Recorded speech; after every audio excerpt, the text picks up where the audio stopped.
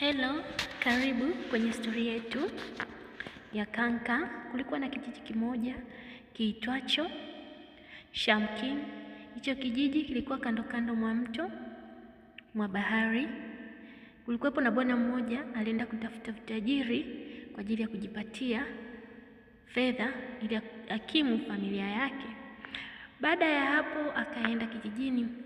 Bwana huyo alikuwa na shida sana ya kutafuta pesa. Akaambiwa kuna mzee mmoja yupo kijijini huko ndani karibu na mto mkubwa sana, ni msitu mkubwa, kama unataka utajiri uende huko. Haya, akaanza safari yake.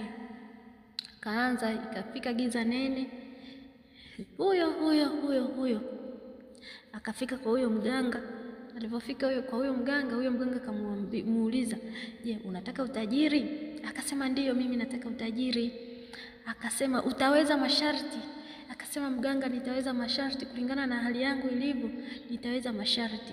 Haya, akamwambia nenda, usiku ukifika, usiku wa manane, kuna sharti nitakupa, ukiliweza kesho ukiamka utakuwa tajiri. Akasema sawa mganga, mimi nitaweza. Usiku wa manane akamchukua yule kijana. Alipomchukua akampeleka katika msitu mkubwa sana, akamwambia ingia katika hichi chumba, utalala. Ukiweza kulala katika usiku mmoja tu, asubuhi utaamka utakuwa tajiri. Haya, yule jamaa akaenda, kalikuwa ni kajumba kadogo sana, akaenda akalala. Alivyolala usiku akasikia vitu kama vinanong'ona, watu wanaongea.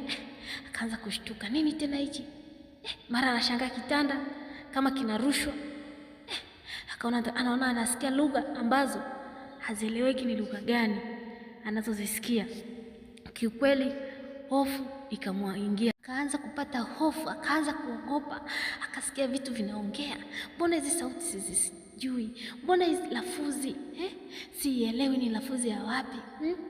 Anakuja kushtuka, anaangalia chini ya uvungu, anakutana na bonge la joka.